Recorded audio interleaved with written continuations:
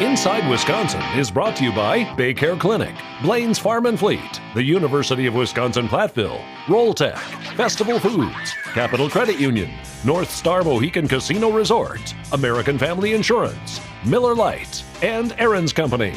That is ESPN Packers reporter Rob Demovsky on Inside Wisconsin. John, look, he is literally at their beck and call. That's his suit in the background, just in case he's got to run down the field. He's at Lambeau. What's up, Rob? How you doing, guys? Trevor, John, thanks for having me. Finally, I know you had Wes Hodkowitz on first. I wasn't sure what twice. Yeah, we did a little Packers draft preview and he came back. It's good to see you too, man. Hey, great to be here. Take the wide shot again. Are you locked in or are other people locked out? So here's the deal. I'm going to move this if this works okay. We all have these little work areas in Lambeau Field. We're near the visitors' locker room, and this is what my little work area looks like. Nice. So we got to get you an Inside Wisconsin sign for in there. Well, the problem is everything's facing the wall here. It's never in the background of anything I do in here, but whatever. Did I see an old media guide in there? They don't even print a media guide. Oh yeah, anymore, I got a whole stack of media guides here. I don't know, what is this? 2019. Yeah, I got all kinds of stuff in here. I even have a small bottle of wine. Hello. Nice. That's before you go on at 6. It's more of the happy hour time. Right. At 11 you have bourbon. 6 is more, the 6 o'clock's more of a wine thing. So that's fun. So hey, we're going to preview the Packers. But I figure it all comes down to this: is Aaron happy right now? Let me check. What time is it? What day is it? No, I think the deal with him is in general, yes. I think he's happy to be here. He's happy with where he is in his life. Is he necessarily happy with the young receivers? Maybe, maybe not. But I think he also finally has come to the realization that maybe they don't have to win by him putting them on his shoulders all the time. It was funny. The other day in practice, they do the 2-minute drill not every day, but at the end of most days in practice. And it's always a simulated game situation, score, timeouts. The other day, Packers offense was down 14-12, had the ball, needed a field goal with about 1:10 to go. And I thought to myself, is that just the score they made up, or do they really think that, this is going to be a defensive-led football team and they might only give up 14? Could have totally been random from the guy running the clock, but struck me as 14-12. Boy, yeah, maybe we could see a few of those type of games where they either are up and need to get a stop or they need to drive down and kick a field goal to win 15-14. Rob, so you have that. Oh, go ahead, John. No, go ahead. I was just going to say that comes with history, right? When John asks you, is Rodgers happy? You've been here a minute or two, 97, right? 26th season. I was going to ask you, over the last 26 years, how have you covered it to the point where people still think you take things personally? I mean, at the top of your Twitter, it said, for the love of God, I don't care. I'm just covering this. Yeah, I don't know. It was like, it was good for a while. And then Twitter became, what it is. And, I feel like if I'm doing my job right, I've got half the people who think I'm too critical and half the people who think I'm not critical enough. So I feel like, not that I ever, take the actual 50-50 vote, but I feel like that's sort of, I think that's kind of a measuring stick a little bit. But yeah, Trevor's changed so much over the years of just how much or little interaction you want to have with readers and fans that, you could let that stuff drive you crazy. And there have been times where I have, but I try not to. I love those times. Those are good times. Well, as you notice, I rarely pound away at your Twitter. I'm usually pretty quiet about that. Yes, you're right. By the way, 26 years. So you've had 2 starting quarterbacks? Yeah, unless you count like Brett Hundley's stint in the collarbone. And yeah, it's been like, and I don't even know, John, like how the other half lives, or probably even more the other 3/4 of the league lives. Like, right. We watch Jordan Love, and you think, well, he does some good things, does some not so good things. And the other day I thought to myself, this is probably what it's like for, 27 of the 32 teams, that they have a quarterback that sometimes makes really good throws and sometimes doesn't. And it's just, that's what's going to be fascinating to me if I'm still around here whenever Aaron Rodgers does end, and it goes to whether it's Jordan Love or the next guy. I mean, just look, by pure chance, it's unlikely they're going to find another Hall of Fame quarterback right away.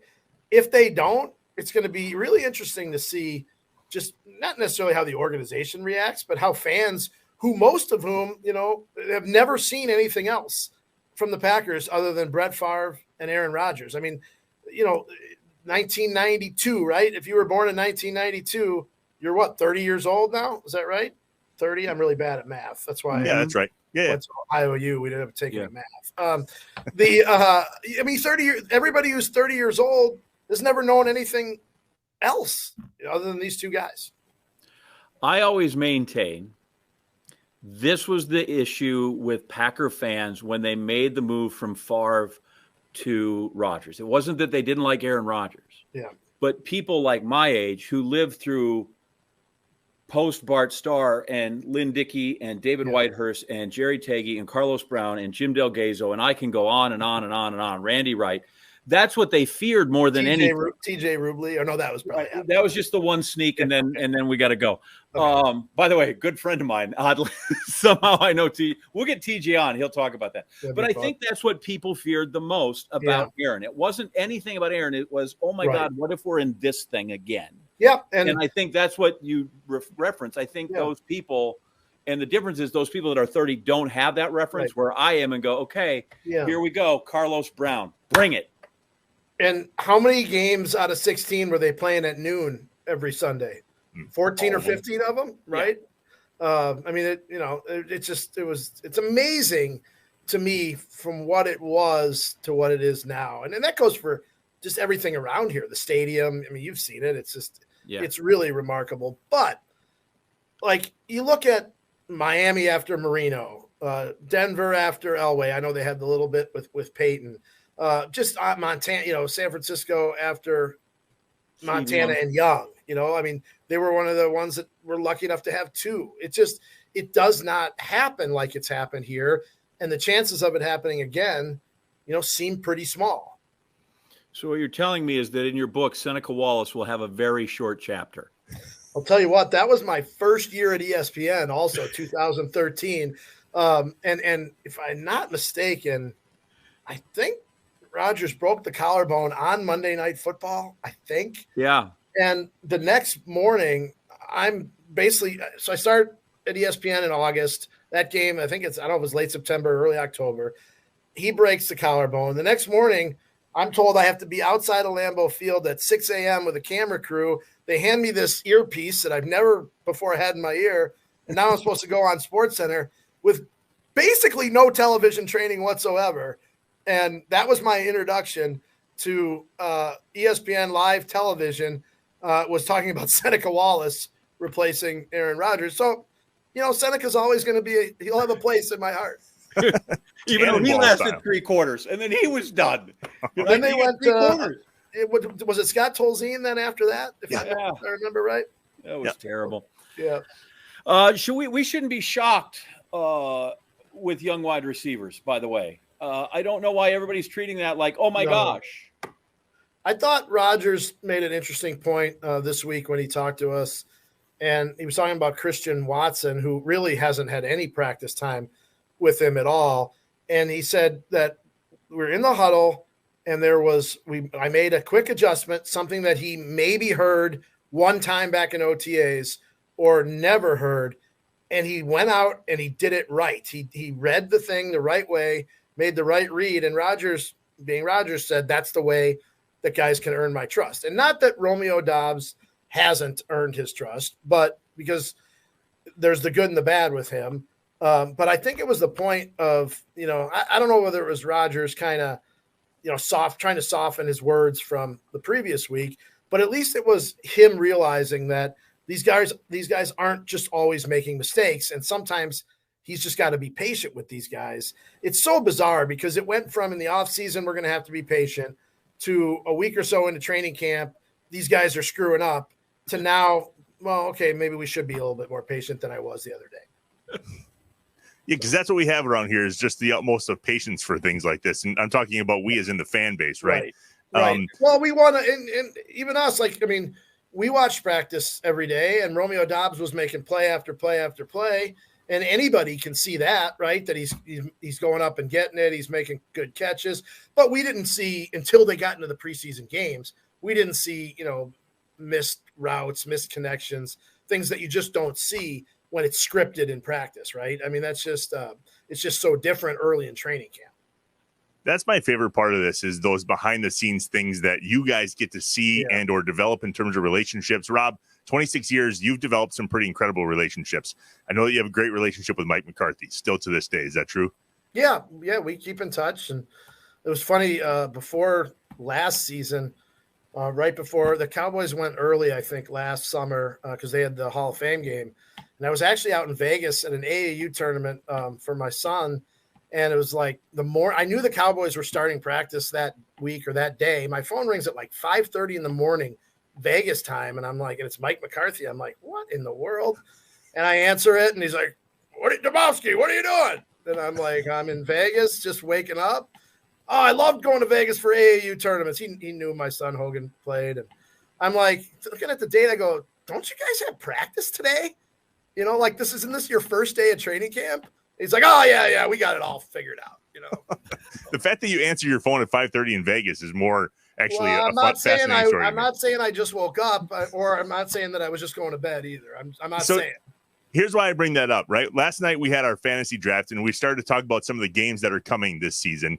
And the hottest ticket in the market right now is that Cowboys game. That is going to be an unbelievable sight. Tell us your angle on the Cowboys with Mike coming back to Lambeau. I'm already claiming dibs on the spot for live hits across the street under the sign that says Mike McCarthy Way. Like, I'm marking my territory. I know that's where all the local media, TV people are probably going to want to go. So, look, I mean, Mike still has a house here. His wife is from here. He still goes up to Door County in the summers. He's going to be a fixture in this community after he's done coaching the Dallas Cowboys.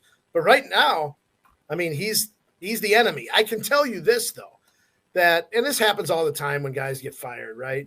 I think as the farther and we get away from, his tenure and how it ended, the more people tend to look favorably upon, guys and what they do. I mean, Bart Starr is a great example as a coach, right? Bart was not. It was essentially a failure as a coach. And then, shortly after that, he became Bart Starr again, right? Mike McCarthy, was obviously a failure at the end. It didn't go right. But, hey, he still won them the only Super Bowl that they've had, since 1996. So I would suspect that Mike would get a pretty good ovation here. And the interesting thing about Packers-Cowboys, Trevor, is when I got here in 97, they couldn't beat the Cowboys, right? Remember, they lost to them in, what was it, the 94 playoffs, 95, maybe even 93, 94, 95. They got beat by Jason Garrett on Thanksgiving Day. Right. They couldn't get over the hump on the Cowboys. And then when they won the Super Bowl in 96, they didn't have to play the Cowboys, right? I think Carolina maybe knocked them off, or I don't remember exactly what happened. And so the first time that they actually beat Dallas was I think the 97 or 98 season. I just remember what a huge deal it was that even though it was a regular season game, that they finally beat Dallas, this team that ended, their runs in the playoffs all these years in a row. And I mean, ever since then for me, like Packers Cowboys, I've sort of understood, kind of what it meant. Now it's gotten a little bit maybe away from, that intense rivalry just because Dallas was on top in the 90s and these guys were trying to get there. Mike has to make it to week 10. And so how many times will they take the pulse of that thing down in Dallas between now and November? That's the biggie. It's just to see if he makes it. So if Aaron doesn't have to shoulder everything, if you come to that, then who gets to shoulder? Well, I think it's going to be a couple of things. Like, first of all, on offense, they're going to use Aaron Jones and A.J. Dillon more than ever. And I don't just mean running the ball either. Rodgers made the point the other day that, those guys could each catch 50 passes, which sounds like a lot. But if you look at it, last year, Jones caught 51, I think, and Dillon was somewhere in the 30s. So it's not like that far-fetched. But I can tell you this, from what we've seen at training camp, we have seen way more combinations and formations with 28 and 33 both on the field at the same time. Sometimes they're both in the backfield and one goes in motion. Sometimes one's in the backfield and the other's in the slot. Sometimes Aaron Jones is out wide to the right. And Rodgers really trusts those guys as pass catchers. And I think that's going to be his safety valve, at least early on. Then, from a defensive and special teams standpoint, well, we could probably do a whole show on special teams, but from a defensive standpoint, if you look up and down there, and I always say they have 12 starters because if they're in base, they're in the third 3-down lineman. If they're in nickel, then there's an extra corner. So if you look at those 12 guys that would make up those spots, I don't know that there's a weak link in there. I mean, on the defensive line, you've got Clark, Lowry, and Jaron Reed, the veteran they picked up. Outside rushers are Gary and Preston Smith. Inside linebackers, Devondre Campbell, who was an absolute find, and then Quay Walker, the first-round pick. In the secondary, you've got 3 corners, Rasul Douglas, who was an unbelievable story last year, Jair Alexander, who's the All-Pro, and Eric Stokes, the former first-round pick. And then at safety, I think those guys are underrated, and Adrian Amos and Darnell Savage. I mean, like that, those are 12 guys that are as good to me as a collective group as I think any team has. Now, is there an Aaron Donald in there? Is there a TJ Watt in there? Maybe not, but 1 through 12, they're pretty darn solid. Got your passport ready, Rob? You know what? That's funny you asked that, because in July, mid-July, I was digging through some stuff and found my passport, opened it up, expired. Okay. Uh-oh. So I was like, ooh, boy. So I go over to the post office in West De Pere, the fine folks there. I said, hey, how long does it take to get a passport? And they're like, 8 to 10 weeks. I start doing the math. Okay, 1, 2, 3. Well, okay, 10 weeks would be the week before the Packers go to London. We better get this thing done now. It showed up in the mail like a couple days ago. So we're all good. Good. All good. I had a similar experience because I had to send mine back because I'm going with my sister and my wife. We're going to go to the game. And mine was going to be expired by the time we left. So I thought, I'll get on this. This will be great. Yep. And then I get hired to go do the World Championships of Track and Field in Eugene. And they're like, hey, we need your passport number. And I'm like, well, luckily I'm traveling the U.S., but I'm like, I don't have it. It's gone. It's somewhere. It's New Orleans or wherever it is. Uh-oh. But I have it. I have it back. I'm gonna go. You know what the unbelievable thing, John? I mean, you say you're going. I think this game's going to be all Wisconsin people in London. Like, I guess I thought that these games over in London, and maybe it is this way for most of the teams, but it's all English people who don't exactly know what the hell's going on the football field. But I cannot tell you how many people I run into around town here, around the state, or who are Packers fans in other states that are going to this game in London. Like, I can't believe it. Like, the English aren't going to be able to get any tickets for this thing. I think I have to host a pep rally or something for the team. I'm not going. So. There you go. I'm not going. You may be at a pep rally. I'm going to be in a pub. Good. Well, that's the one thing, right? Like they're ready to go. People will feel what it is, and you know what I find amazing about doing this is the Packers aren't going until they do the 17th game, right? Yeah. Otherwise, they're not giving up a home game. Yeah, when it's right. So, but as I was talking to some people in the front office, it's not just giving up the home game; is that people don't want to give up the Packer road game, man. When they come to town, they're like, no. I can't do that way. That's it's like a two-edged sword with this team.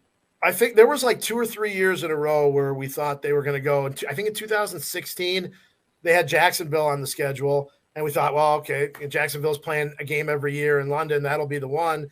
And then I remember the Packers telling me that, the Jaguars didn't want to give the game up because they knew it would, A, be a sellout, B, they'd sell a ton of beer and merchandise. And there'd be so many people coming into town, spending money in their city that they don't want to give that game up. And then I believe there was somebody else maybe a year or two later. Maybe it was like Tennessee or Buffalo or someone that, again, wasn't willing to give up. No, I believe it was the Rams in when they played them in the Coliseum. Mm-hmm. And we thought, well, the Rams don't have their home stadium. Maybe they'd be over there. And turns out, I mean, the Coliseum had 50,000 Packer fans out in LA that day. And it's just, I get it. It makes sense that, teams don't want to give up that revenue when they come. In my 26 years doing this, I can think of, I think one game where it was at Lambeau Field where it felt like what it feels like when the Packers are on the road and there's tons of Packers fans. And it was 2005 when the Packers were bad, 4-12, Mike Sherman's last year. And Pittsburgh was here midway, maybe November sometime. And it was clear that, Packers fans were dumping their tickets. I've never seen more visiting fans than the Steelers had here at Lambeau that day. And that's what it's like for Packers games, 60% of the time on the road. All right, give us the prediction then as we wrap up the Packers preview with Rob Demovsky, Packers ESPN reporter. Yeah, where do we land this year, Rob? So Trevor, people think I'm crazy.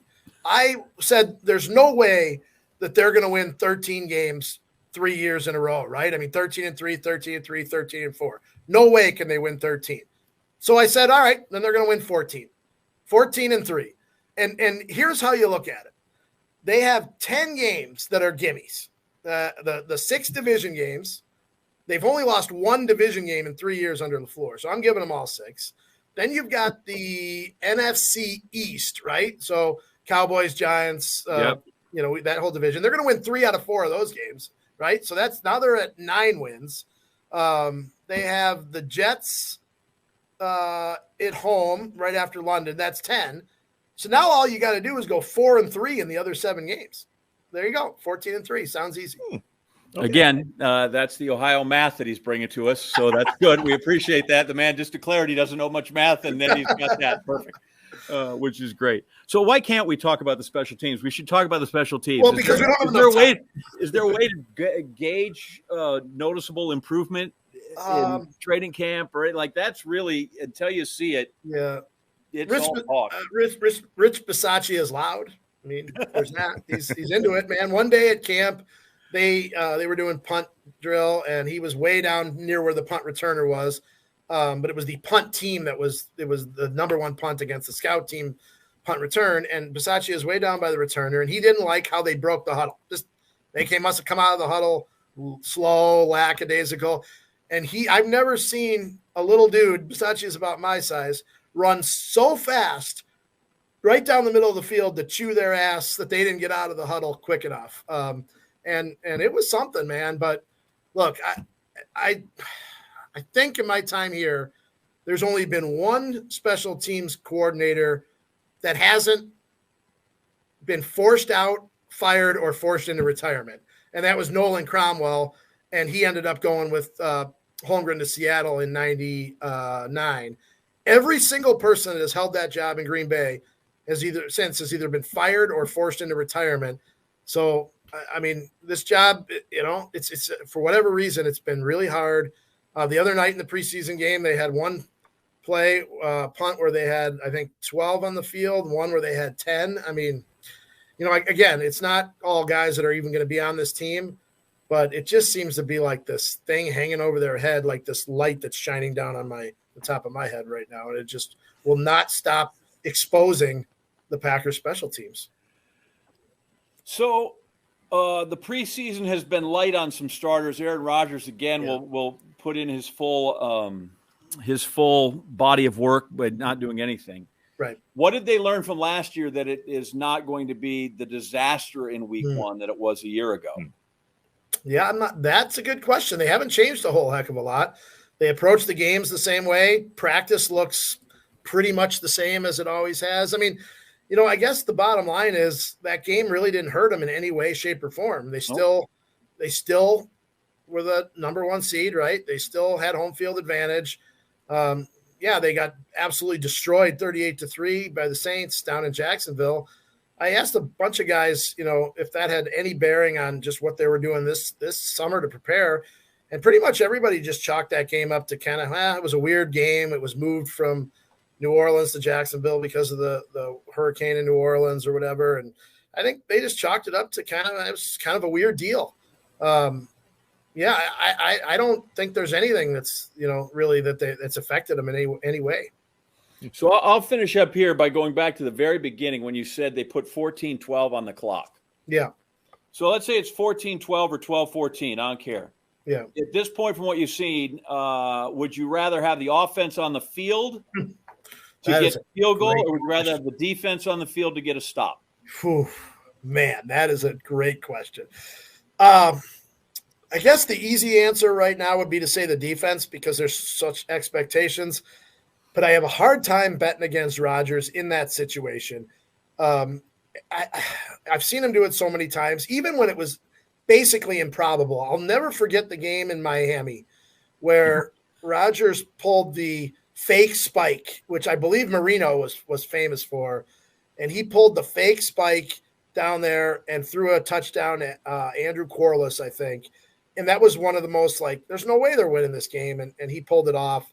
I'm still going to go with Rodgers and the offense in that situation. But there was a game in Chicago at the opener a few years ago where Rodgers said coming off the field after the defense held on, hey, we've got a defense now. Mm-hmm. Well, it turned out they really didn't. I think that was, they struggled that year as it went on. But it sort of feels like this year he might be able to say that again. All right, Rodgers, you brought it up. I want to know as we wrap it up with you, Rob, tell us the behind-the-scenes story of this whole I'm not a Bob thing. That is so, he started calling me Bob, it's been a while now. And he was just throwing it in there. He'd be like, well, Bobby, it's like that kind of, Bob. And one day I went up to him and I go, did you call me Bob? And he's like, yeah, I'm just joking around. Why? I'm like, and this was my biggest mistake. I go, I hate being called Bob. I hate that, which was the worst thing I could have possibly done because now it has become a thing. But I think there's some people who think that he's doing it because he doesn't like me or whatever. And I don't care whether he likes me or not. But my favorite Bob reference that he's made was about a year ago at this time. It was in a press conference, and I don't know if you remember, he had told Peter King, maybe I think, that he really liked this tight end, Brandon Kafusi, in camp. And we all remember the year before when he talked about how much he liked Jake Kumaro, and then they either cut or traded Jake Kumaro to Buffalo. So I said to him in a press conference when he brought Kafusi up, I said, well, I can't wait to see what he's like for the Bills this year. and Rodgers, and keep in mind, that was right when Rodgers had come back. Still fresh. Yeah, that was when he had come back from, I hate the organization, they don't listen to me, blah, blah, blah. And I said, I can't wait to see what Kafusi does for the Bills. And he just started laughing, and he just goes, Jesus, Bob. It's out there. I think my buddy Matt Schneidman from The Athletic, I believe he tweeted it out at the time. And it was August 18th of 2021, because I went back and looked at it on the anniversary and, whatever. And somebody made a T-shirt, of course, up that said, I Jesus, loved it. Bob. So it's all good. Thanks, Rob. Appreciate it. All right, guys. We'll be seeing you. See you, Rob. Inside Wisconsin is brought to you by Baycare Clinic, Blaine's Farm and Fleet, the University of Wisconsin-Platteville, Rolltech, Festival Foods, Capital Credit Union, North Star Mohican Casino Resort, American Family Insurance, Miller Lite, and Aaron's Company.